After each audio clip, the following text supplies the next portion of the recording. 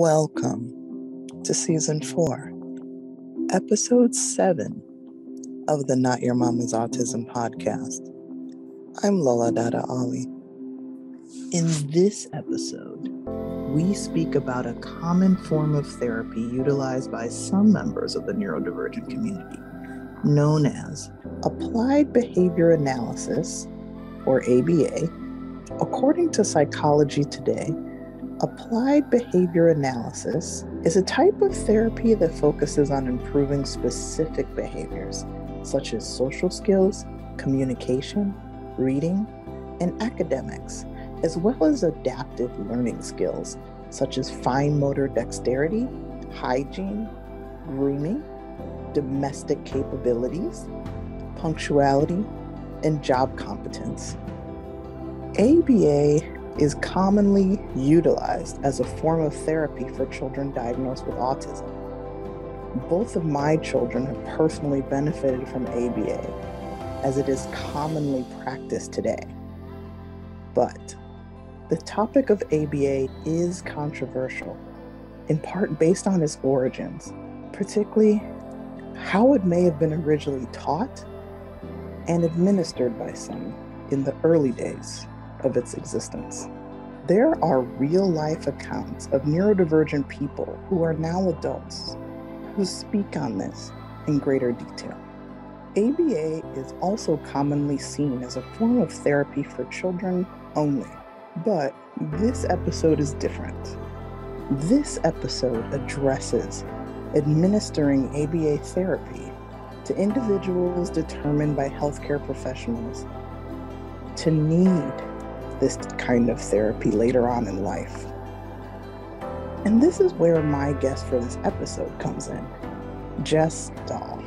There are not many ABA therapists like her. Based out of the Dallas-Fort Worth, Texas area, she has 15 years of experience in this space and addresses what she sees as the shortcomings of ABA as commonly administered through the lens of a practitioner. She also talks about how she views her work within the context of the pandemic and after her own son was diagnosed with autism. I appreciate her willingness to share her rich personal and professional perspective as she sees it. So, with that in mind, let's get started. Welcome to the Not Your Mama's Autism podcast. In this episode, we meet with Jess Dahl, Board Certified Behavioral Analyst, BCBA for those in the know, that's the acronym, and owner of Apex Behavior Services, LLC. Jess, thank you so much for meeting with us today. Lola, I'm so excited to be here with you. In your current role, explain to our listeners what exactly you do. The overview is that I am a board certified behavior analyst, like you said, and I am founder of a company that provides intervention for individuals on the autism spectrum and with other diagnoses related to intellectual and developmental differences. And we have a very specific focus. We are focused on Medicaid and other long-term funding sources, and we are focused on providing services between the ages of usually about 13, well into people's mature adulthood. So I think our youngest client is 13. I think our oldest client is in their 70s. So we kind of come in and work when the private insurance companies that provide autism intervention, where they leave off is where we start. That is not common. Most people in your space kind of focus on younger people, younger children. How did you know that this was what you wanted to do? Becoming someone who works with and provide services to individuals with autism was sort of a surprise to me. One would say a happy accident. I've always been very interested in psychology, and I wanted to work more in abnormal psychology and specifically in sex offender treatment. And so I was working in that field and found that using cognitive behavioral therapy and dialectical behavioral therapy, which were found to be pretty good at reducing recidivism rates among young teenage sex offenders, was not so effective if the individuals who had perpetrated these events were dealing with issues like undiagnosed autism or PDD-NOS or anything that would change their comprehension level. Both of those interventions rely on a level of introspection and memory and cognition that is very difficult for anyone who's coming into that zone and has any learning differences. And so I found that over time, working in the field of sex offender treatment, I amassed a clientele and a caseload of individuals that the underlying issue was more around undiagnosed and untreated autism spectrum disorders and related disabilities. I found that I related to those clients. I liked the way that their minds worked, the ways they expressed themselves, and continued in this vein, just looking for opportunities to serve individuals with autism diagnosis. And I never looked back. It was just something that sort of happened to me and made sense to me.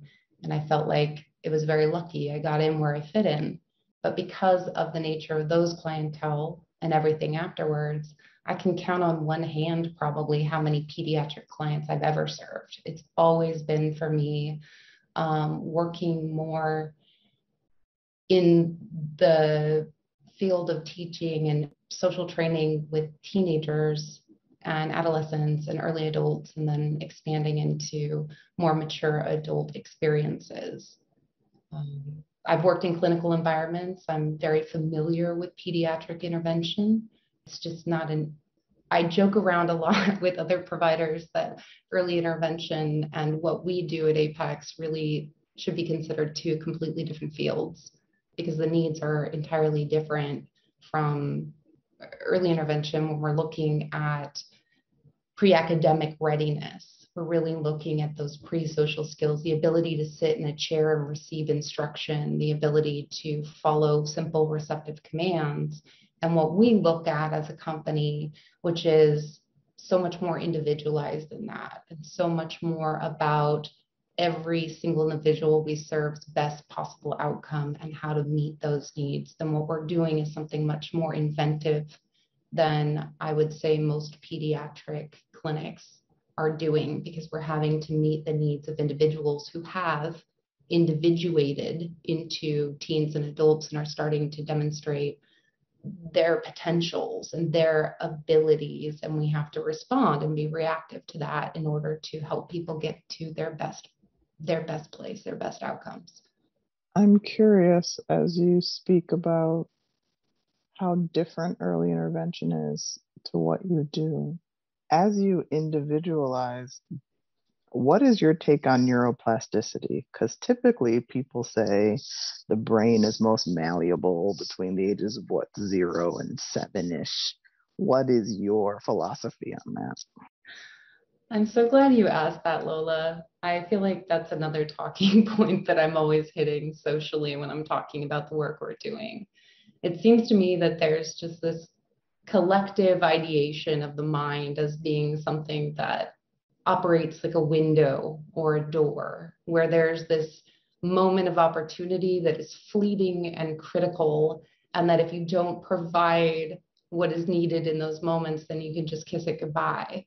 I reject that as a provider and someone who's always worked with people well outside what is conceived of or accepted of as that learning window. I will tell you that it doesn't exist, and that there are barriers and sometimes challenges to imparting and mastering skills. But usually what that is, and the barriers that we're overcoming as a company, are the barriers presented by the early intervention that is done without a view to the adult that this is going to create, and the reinforcement contingencies and the motivations that these people are going to carry on throughout their lives until someone comes in and kind of course corrects or changes that. And when I first got into ABA, We were doing acceleration graphs. We were using rate finders. We were doing discrete trial. 15 years ago, ABA was a wholly different look. Well, I hope it's a wholly different look because I feel like my company is my comeuppance from my early years of my career of using those kinds of very stringent strategies to teach these skills without any tie to how to use them functionally in the world. In some ways, what we are doing is unteaching the things that we're taught without a view to the adult this cute child who's just been diagnosed is going to become in the future and that adult's needs. You mentioned that, generally speaking, you don't feel like the industry has this look towards the future. And some in the field, outside the field, actual self-advocates would agree with you. Seems like society is very focused on you when you're young. And then as you grow older, there's this phenomenon known as the cliff where resources dwindle. And why do you think, in your professional experience, why do you think there aren't as many resources possible and, available, I should say, for adults with disabilities or people who are neurodivergent and need of services? Why do you think that as a person ages, there appears to be less resources available? I hope that I'm wrong, but I think that's really honestly a question that the answer to originates at sort of a systemic level. The way that private insurance companies often deny claims and authorizations for ABA is to cite single case research studies of 8, 9-year-olds who didn't improve any beyond that age, and saying, well, if you haven't cured autism by the early teens, why would we continue to pay providers to try? And that has sort of become kind of like the window, something that we accept, and that we say, okay, well, we did what was done. We did what we could do. We've done due diligence. And now, now we don't know what to do or what to provide. But I think also it comes down to that question of individualization. Lo and behold, autistic individuals individuate. They have their own, personalities and interests and belief systems. And as they age are more, able to express those things and their disinterests, right? The things that they don't want to be a part of. And because of that, the way the clinical environment is going across this country is to pop up ABA clinics all over and to create a system by which we can do early intervention, and you see these individualized treatment plans for little kids that are coming from drop down lists of programs. This is a way to do the most for the most. And hopefully it's that, hopefully that is the origination and not just a financial one. But as people age, their needs and their supports are going to be, the appropriate placement is going to become as individualized as those people are themselves. And that's not something we can systemize or very easily make a profit on if we are conscientiously addressing the individual needs, which is what we have to do. You will see, and this is, speaks to my own experience personally as a mom to an individual with autism, that early on in early diagnosis, the expression of autism is something that is fairly uniform. That's why we have lists of symptoms where parents can be vigilant and say, I need to go have my child tested because he's not speaking at this time. He's not meeting this physical milestone. He's not engaged in something like joint attention, showing me things, following my point, following my gaze. We know that because early expression in toddlers is pretty uniform. But over the course of a lifespan, that changes. Individuals gain and sometimes lose skills over the course of their lives. And we have to be reactive as providers and be there to support those needs. Early intervention can be done with drop-down lists, more cookie cutter, more one size fits all, because in many ways, the way our education system is set up, people do need the same basic skills to get along in a classroom. Whereas when, you're serving the kinds of individuals that we work with, and the classroom is no longer the arena, but the arena is based on personal preference, cognitive or comprehensive abilities, or the family's personal wishes, or all of these different environments, then we're having to react and create different types of supports based on helping that person operate best in the contingencies that have innate value to the individual.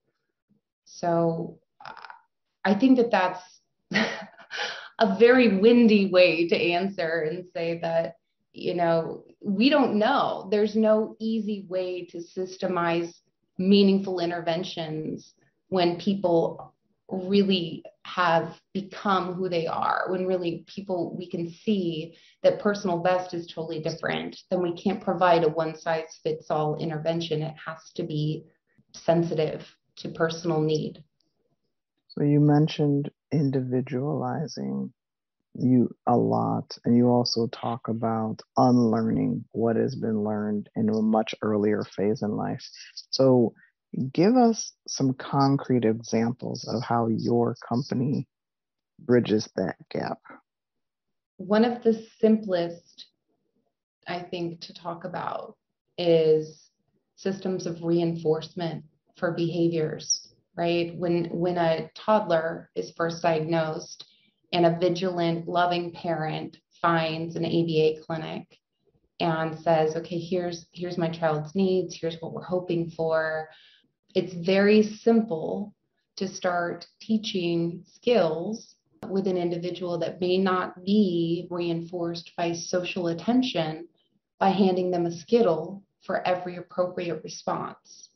Because we're talking about individuals that have autistic brain styles, we're talking about individuals that are also inherently inflexible when it comes to changing routines, when it comes to changing up the system. And so where I think we come in as a company, just as an example, a very basic one, and where I think the current system sort of fails, is that there is not a conscientious effort to begin to fade out these systems of reinforcement to something that can be expected to go on in perpetuity in the natural environment.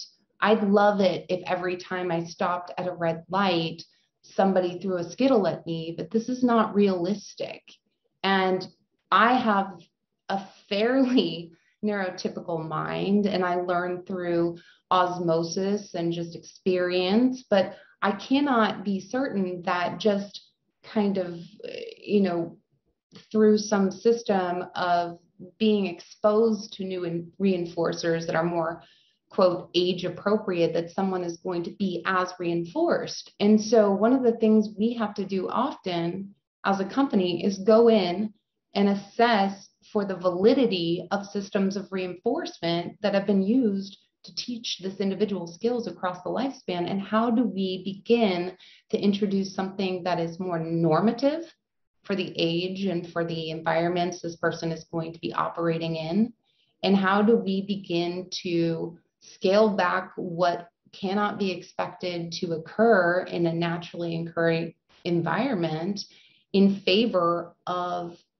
a reinforcement that can be expected to occur every once in a while. And I should say exactly on the schedule that it would, right? I may get one high five or good job or something from somebody for one of the things I do each day. But if I'm expecting that kind of social praise, even at that rate, to be operating and doing the hundreds of things I do in my day, then I am being intentionally sort of disabled by my reliance on feedback from others.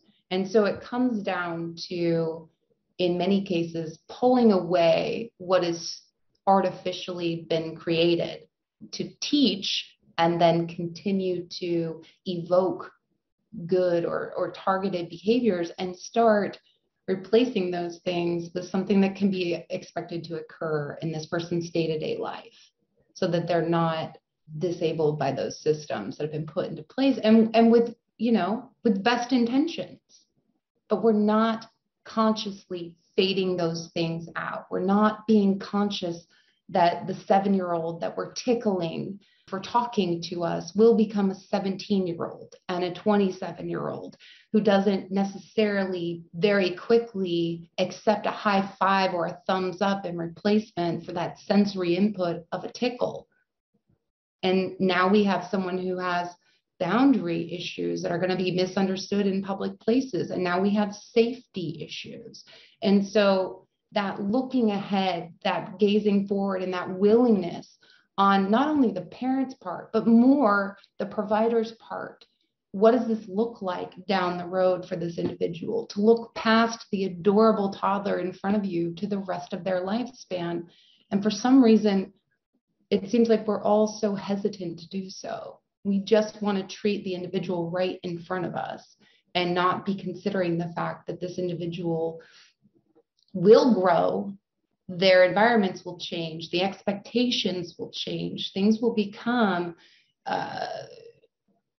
they will not be so systemized because we're not going to live in a clinic forever. And how do we conscientiously prepare them for more natural contingencies when we want this learning behavior to continue happening across normal situations, normal life events? How many ABA centers are you aware of that has a focus like yours in mind in the area and nationally that you know of? I am a refugee of a number of programs that do serve teens. And when I began looking at creating something like Apex, one of the things I was thinking about was the fact that the centers that I have worked at that work with teens tend to use the same assessment measures and the same goals that we would use with a elementary based child and kind of do slight modifications and call it age appropriate, but we're still looking at, generating skills in this artificial clinical environment. And we're still looking at assessments that are based on the cognition and the comprehension levels of a neurotypical 8 to 10-year-old. We're not really thinking when we're using these assessments and driving a therapy platform based on a neurotypical 8 or 10-year-old skill level, we're not really thinking about how is this going to translate into the world and to all the places this individual might need to go. And so I know that some clinics will take clients that are well into their teens because there are some, very few. There are private insurance companies that will continue to support and authorize ABA interventions into the 20s, but they're few and far between, and most of them begin to start cutting by half or 25% at a time individuals that hit those early or preteen years, saying that the individual is either making too much progress and no longer needs the supports, or that they're not making enough progress, and so ABA is not the answer. And they'll kind of go either way. But a lot of these clinics that don't serve teens are doing so because they don't want to have that fight. They just don't have the resources or the bandwidth to constantly be going to peer review. And so, I did some research. When I wanted to start this, I had to learn, and it was a very steep learning curve for me, all about the different Medicaid waivers and the government funds out there that would support, they call them behavior supports. They're not even talking about ABA specifically, but that by which we could provide ABA services to individuals in perpetuity. Because one of the benefits of looking at sustainable funding sources is that we don't ever have an end in sight except for that individual's end, and where they no longer need supports or they have mastered their personal goals. And this didn't exist. I couldn't find anyone other than independent providers, a BCBA here or there, that between clinical placements did a little bit of moonlighting for some of the agencies that manage the Medicaid waivers. But I could tell from the plans, I could tell from the materials we were inheriting on the cases we were working on, that these were very brief stints for people and more of a stopgap for them instead of a career move. And so in many ways, APEX is a reaction. And we joke around, we joke that we are a case study, because we really are. I cannot and have not found a company that does what we do, that is not trying to bring individuals into a clinic and teach them as teens and adults a skill in a clinical environment, and then just kind of hope that they generalize that to more natural contingencies in their lives. I have not found another company that bases all of their funding off of sustainable and government-based resources in order to provide care to people that are not only kind of ostracized in terms of their age demographics, but in a lot of cases they're economical and along racial lines and along all of these other issues that sometimes become additional barriers to finding appropriate supports. I mean, we kind of had to write our own little book. And that's part of the reason I look for opportunities like talking to you today, is because I want other providers to be thinking about the adults that they're creating when they're working with the little kids in front of them. And I also want them to be thinking about, how they want to apply their own skills and understanding, and to whom, where they can make the most impact. Because there is this care cliff, there is an absolute dearth of appropriate resources for many individuals for a lot of different reasons. And this was the way I could come up with as a provider to reach the most and do the most for the most people, the most marginalized of a marginalized group. Walk us through how a family seeking services like yours can utilize Medicaid. Medicaid in Texas is challenging. And one of the things that has to be done, and this has to be done very early, is that Medicaid waivers at this point experience something like 5,000 to 6,000 new individuals being signed up per year, where you see only about 500 coming off the list and receiving those services. And so we are looking right now at something like a 15 to 20-year wait from the moment you sign up your toddler until the moment that Medicaid takes over and begins to offer supports such as ours, behavior supports, ABA, but also speech and also occupational therapy. When Medicaid starts footing that bill, might be 2 decades from the day that you sign your child up or longer.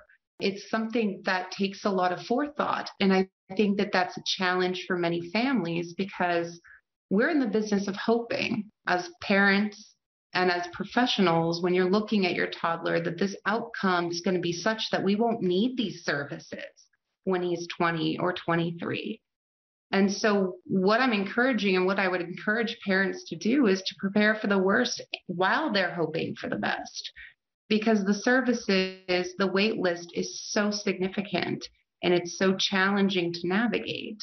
There are a number of wonderful parent advocates that we work with that know the system as well or better than we do, that have really done a lot to help us provide the best possible services and understand the ins and outs of how the government views these plans and how to make sure that we don't get, into a tough spot providing the services that are indicated for an individual, which can happen.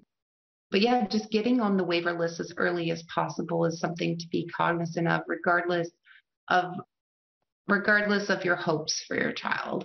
Making sure that you are planning ahead and looking ahead and putting in the supports, because when your name comes up, you can always say, I don't think we qualify. I don't think we need these services. And the person below you who does need them gets the call next. But, while we're Medicaid based, we also have a handful of clients that have been sitting on those lists for 15 years, but have behaviors that are going to land them somewhere they don't want to be if there's not a stopgap of behavior supports put in place. And so we do fight some with private insurance too. We do what is needed on a very individualized basis to make sure that the individuals that are in the highest amount of crisis or who are at highest risk of challenges, law enforcement getting involved, or a state school placement or something, does not necessarily go to that end because of a lack of resources. That we are, in some ways, by being a stopgap for some clients before their names come up on these lists, we're the last house on the block before they end up sometimes in lifelong institutionalization settings. Let's say is on the Medicaid waiver list and their name gets called, as you put it, and they get the call. What are they supposed to know to do? There are a lot of resources in the community. There, the local authority in Tarrant County, that's going to be MHMR. In Denton County, that's going to be MHMR. In Collin County, county by county, there's a local authority for mental health that's going to provide parents with some of the information they need to figure out exactly what they would like to provide. There's so much to unpacking that question. And again, I'm going to end up saying the word individualized about 3,000 more times, because families, once they come up on these waiver lists, have a number of different choices. They have the ability, given an annual budget, to allocate funds to all kinds of different services, be that ABA or behavior supports, or sometimes horse or massage therapy, music therapy, speech therapy, occupational. And the parents have sort of a decision to make in terms of what is going to be the best, or the guardian, I should say, because in some cases these are siblings or family friends, but how to allocate those resources. And there's a whole menu, which is wonderful. But the local authority is always going to be most instrumental in navigating those first days and figuring out exactly what the best use of those annual funds is going to be. What pain points, if you could address them tomorrow, what are the main pain points you would address with the population of people you're currently working with, systemically speaking? You mentioned systemic issues. You mentioned 15 to 20 years on the Medicaid waiver list in Texas. If you could prioritize, where would you work on, quote, fixing the system first? It's a hard one, and it's a dangerous one in some ways. It's a dangerous one to answer conscientiously. I want to do what I want to do to inform families of their opportunities, to give some hope in this time where there's just this chasm of resources and people are just thrown into, you have post-18 programs in public schools. You have some centers that will work with teenagers. You have some opportunities in day habs and such. If you're the individual that you love has certain skills, it can walk a certain line behaviorally. But really, honestly, there's not enough individuals in my field that are willing to look at that need. the biggest problem, I think, is the people who are the most capable of spearheading and enacting this change and see and know better than anyone how behaviors change over time are the ones that have been the most resistant to being that change because of the comfort of the clinical environment, or because of, as a founder, honestly, the payroll. I have to put my employees in necessarily dangerous situations. I'm asking them to drive hundreds of miles a week to go to the critical environments where the individuals we're helping are. I'm asking them to do very challenging things. I have to be willing to do those things too. So as a BCBA, I am one of the only BCBAs I know that puts in my 40 hours a week of direct services, as well as all the back of the house paperwork. As a BCBA, I have to level my pride, and I have to accept the fact that Medicaid will never reimburse at the level that Blue Cross or Aetna or United Healthcare will. And I have to believe that what I'm doing is what has to be, it needs to be done. And that there are many people in my position who could make these same decisions and weigh the cost benefit in their hearts, and understand that you can live well and you can do something that is incredibly meaningful and needed in this world. And sure, it looks a little more chaotic and it's a little more challenging in some ways than operating in a clinic with all the toys and all the stuff and all the materials you would need. But that this is the work that needs to be done in our nation and in our world in order to make sure that the care continues and that people can make and get to the place they need to be in their lives. So I guess I don't know how to articulate that better, is that I'm on a lot of, Facebook pages and social media pages with other BCBAs where we're talking theory, or we're talking about research, or being business owners. And you see this collective high five of them like, oh, Medicaid's coming in my state, I'll never take it. Congratulating themselves on their unwillingness to consider a different way. There are benefits that people do not understand about taking a pay cut. One of which is, I don't believe that anyone should be buying a vacation home based on other people's struggles. Another one is private insurance won't let you intervene in any way that sounds academic or age inappropriate. And in many cases, Medicaid is more person-centered than private insurance will ever be. I can walk into a group home and serve a client who's 55 or 60 years old, who predates the IDEA Act and special education and was told to leave school and get a job in 4th grade. And that individual can say to me, no one ever taught me to read, but it's my goal.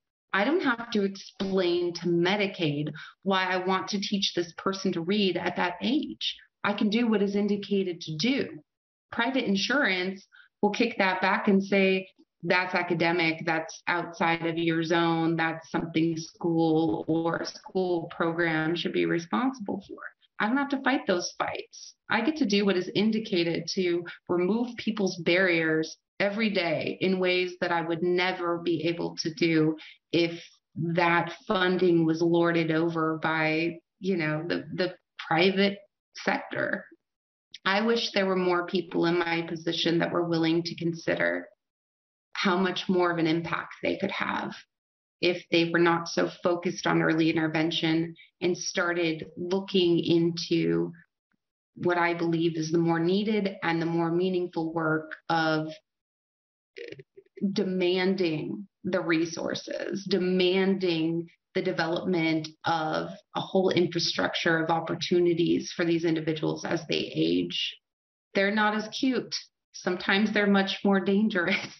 Sometimes they come with their own set of baggage, a lot of times because of early intervention, and because of the types of things that were done early on.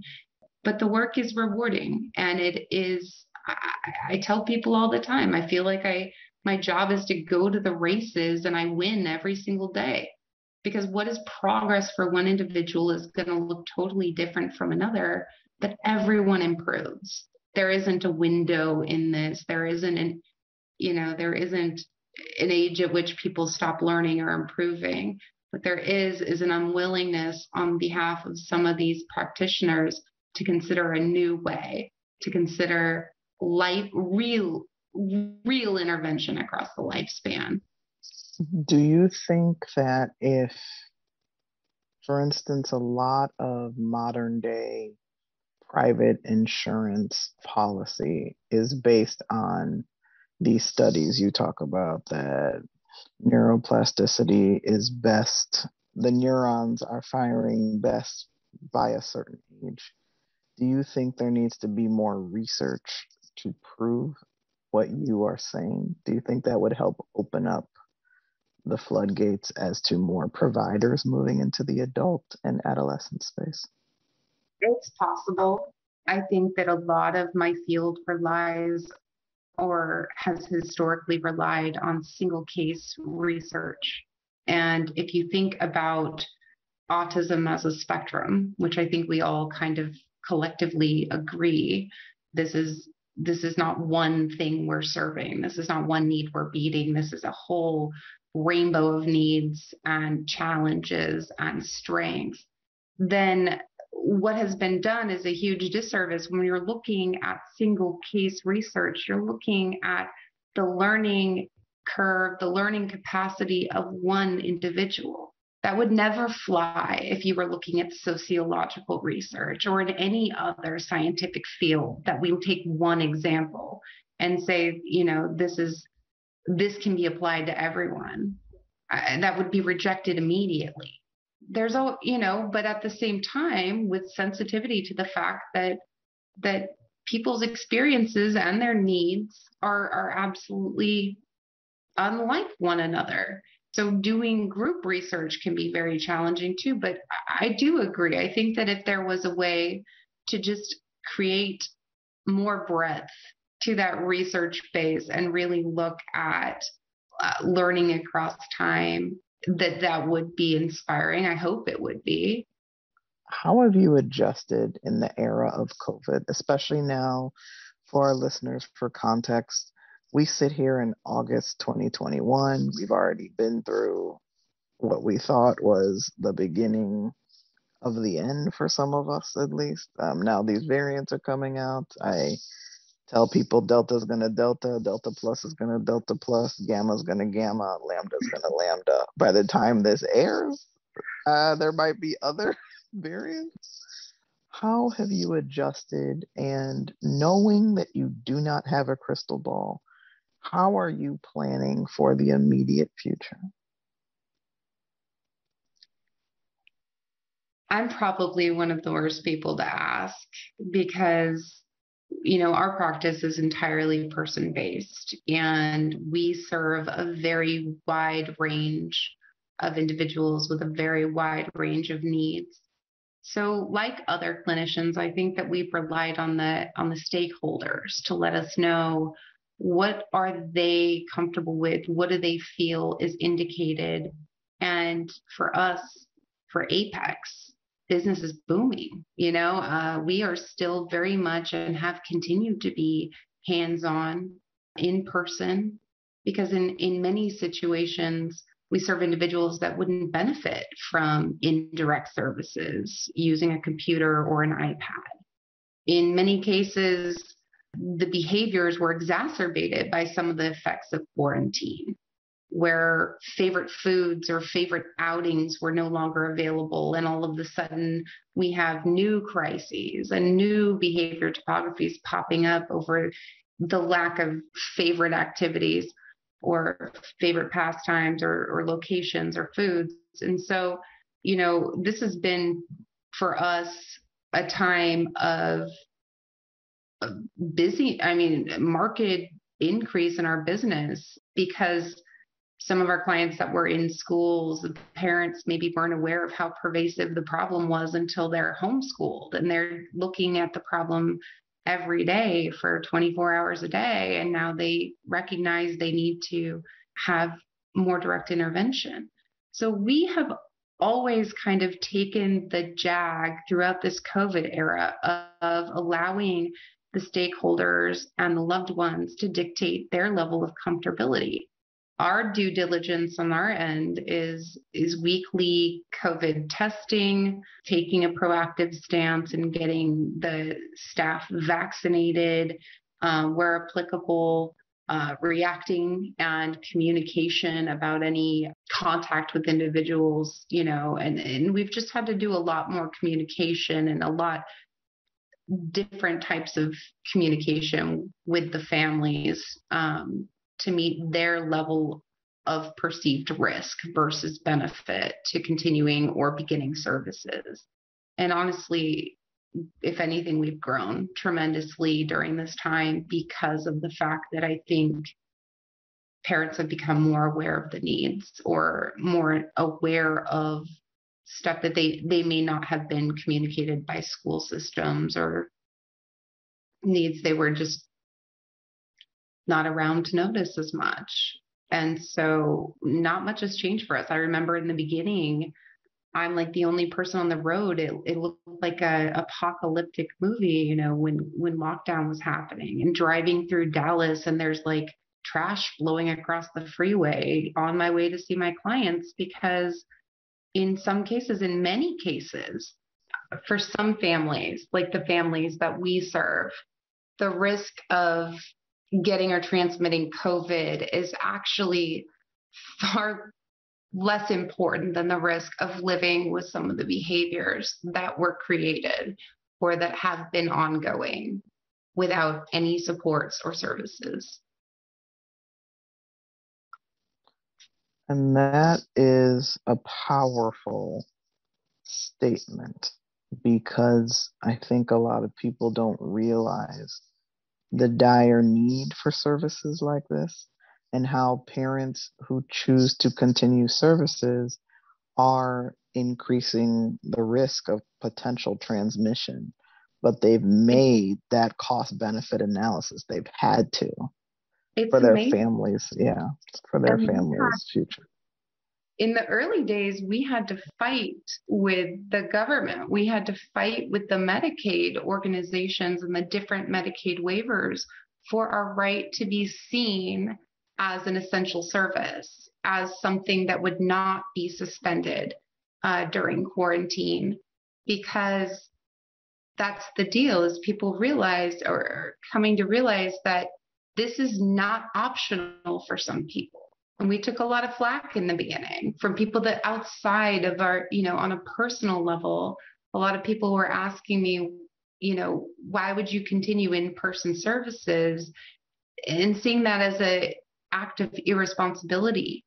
And I don't think that most people have an appreciation of the gravity of the decision that a family is forced to make in this situation, to continue and to be consciously exposing themselves to risk, in many cases with kids with other medical fragility issues, in order to continue to receive those services and keep life stable enough and livable enough that everyone can be in quarantine and reasonably safe together.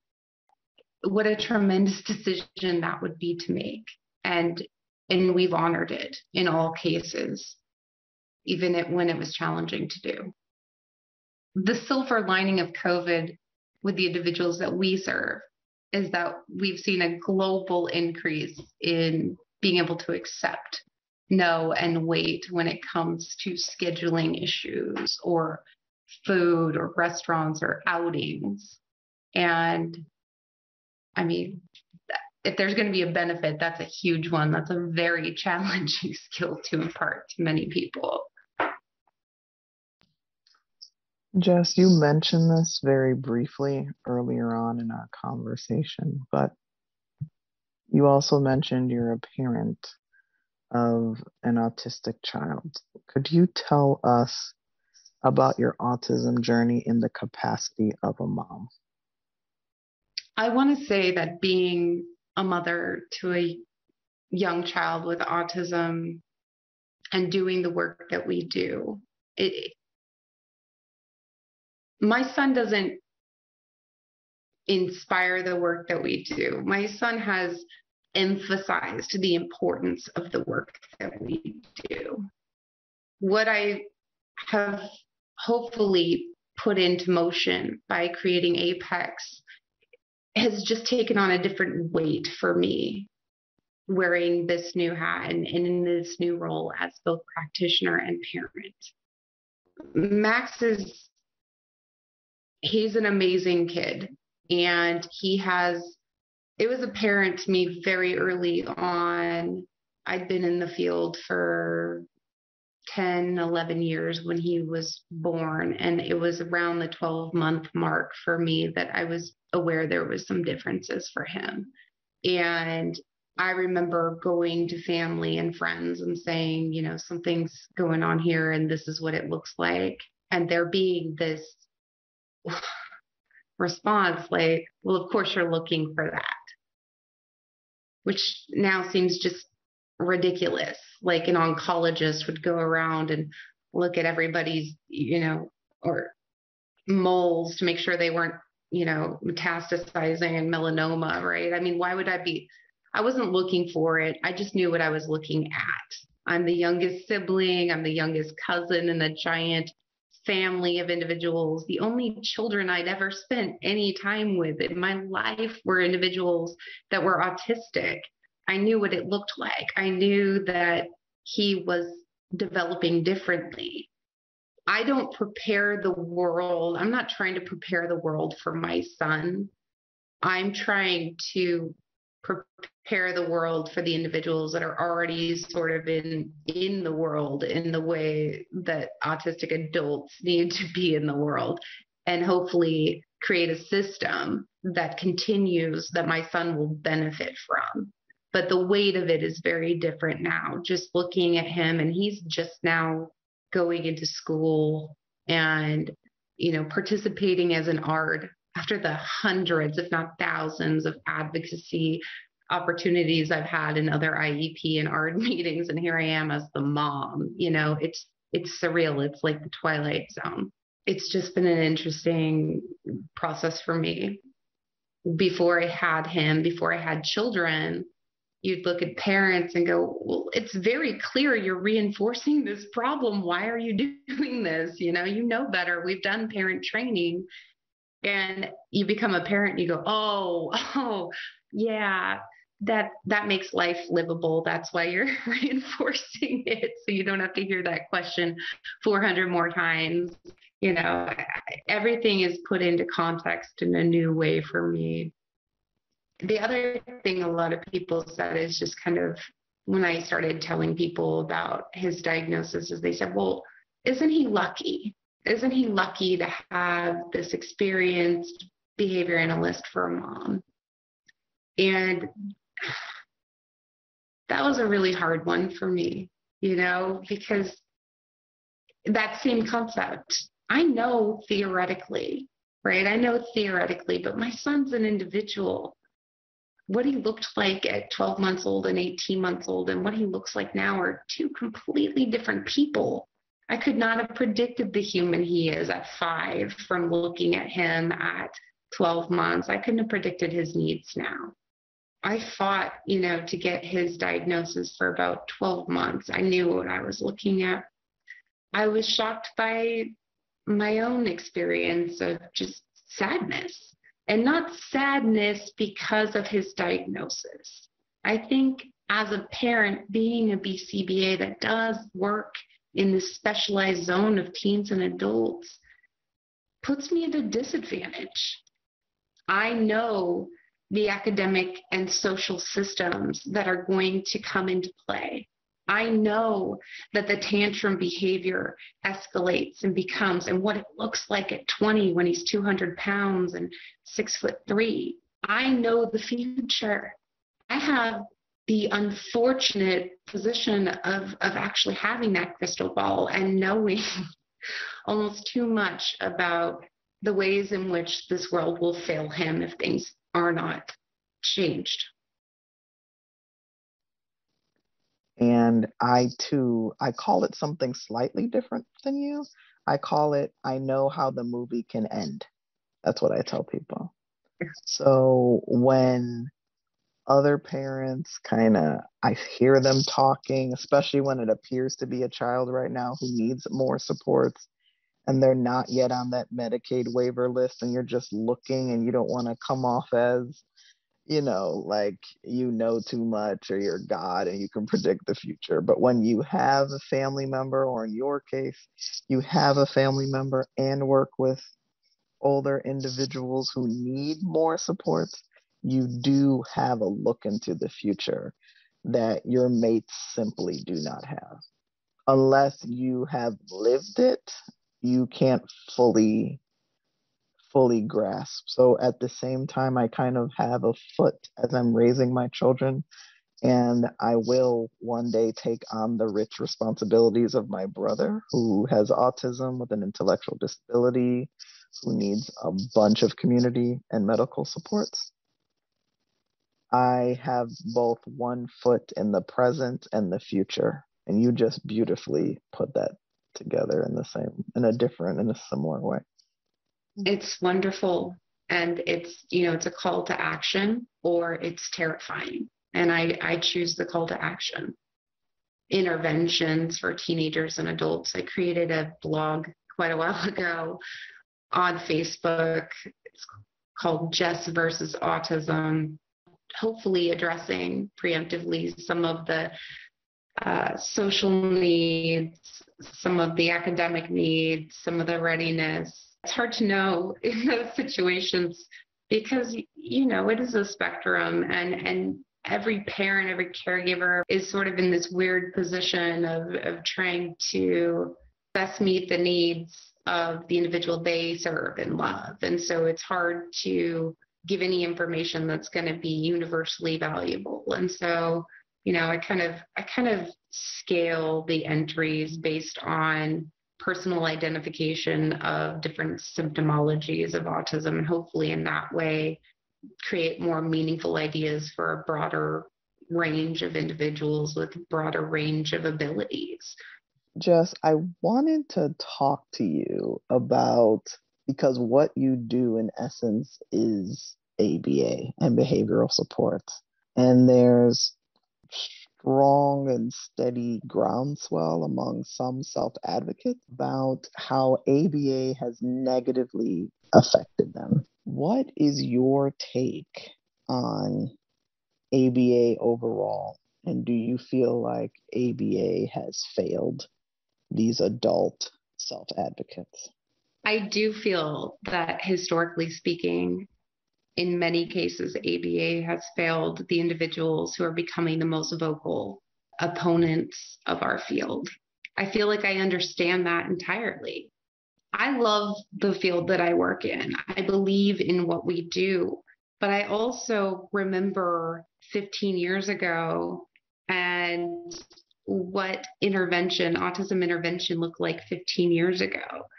At the time that these, adults who are saying ABA does harm were receiving services, I understand where they're coming from.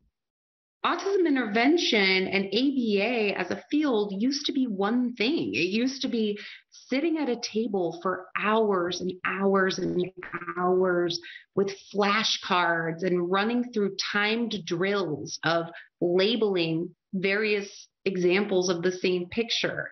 We used to spend, when I started in my career, we used to spend our time doing academic drills and punishing anything that looked like, a lack of consent to continue doing this in little children, right? The people who are saying this does harm are the people who, luckily grew up to be able to look back at it and say I feel like a lot of people are comeuppance for the type of intervention I was doing early in my career. And I think most self-searching people and professionals in my field would say the same. The problem of imparting information without any functional application, the problem of teaching skills in isolation that nobody knows how to use, and punishing, any sort of normative attempt to escape these drills. I believe that the advocates that are the most vocal are talking about something that we should be sorry for. And I want to encourage the people that still feel that way to take another look at ABA. Like, I am not proud of the stuff that we did, but I also think that this is a field like any other scientific field where it is dynamic, it is changing. And it has changed so much just in the course of my career. And what we're doing right now as a field is a shift towards functionality and purposefulness in everything that we're doing, a shift away from blind compliance towards self-advocacy, a shift that enables individuals to express themselves, a shift that no longer symptomizes every behavior as that's a manifestation of autism. And sometimes when someone's whining, it can just be because they're 7 and bored, not because of an underlying condition. I get why people criticize my field. I feel that way about the work that I did in the beginning. I'm driven by that now in the work that I'm doing and trying to unteach and reteach things in a way that's going to be more meaningful and purposeful. And I just encourage anyone with those feelings about our field to take another look. Things have shifted, the perspective has shifted, and we are really trying to focus more on skills across, skills that are applicable, skills that mean something, teaching things that are going to produce meaningful behavior changes. Talking about the evolution is important for perspective, I think, because you're right. These self-advocates now are adults, and the coming on of ABA was that late 90s, early 2000s, where it really started to hint at becoming mainstream. And when I read some of the accounts of self-advocates talking about ABA, even I am taken aback, because I've sat in these same sessions with my own kids and I was like, this wasn't done, but they're much younger. I have a 10-year-old and an 8-year-old. So I think your approach of definitely acknowledging what has happened, but also acknowledging that there has been an evolution in many spaces is important. And I hope that over time, there can be some reconciliation. I really do hope so, because you do have a generation of some self-advocates that are genuinely hurt by past practices. And I think that's valid, and I understand completely. Thank you for listening. If you like what you hear, please share and subscribe. If you're interested in the genesis of this podcast, particularly the reason why this podcast came to be, check out season 1 in its entirety. I've also decided to share parts of our story in written form through a column titled The Caregiver's Chronicles. If you're interested, you could check it out at psychcentral.com. You can also follow us on social media at Not Your Mama's Autism on Instagram and Not Your Mama's Autism on Facebook. See you soon. Not Your Mama's Autism podcast is hosted and written by my mom, Lila Dada Ali, and it's also co-written and produced by me, Fella Ali. My dad, little sister Alero, and I are all occasional contributors. My dad, Tosin Ali, also helps produce sometimes. Big thanks to my aunt, Wilane Williams Ali, who did our graphic design.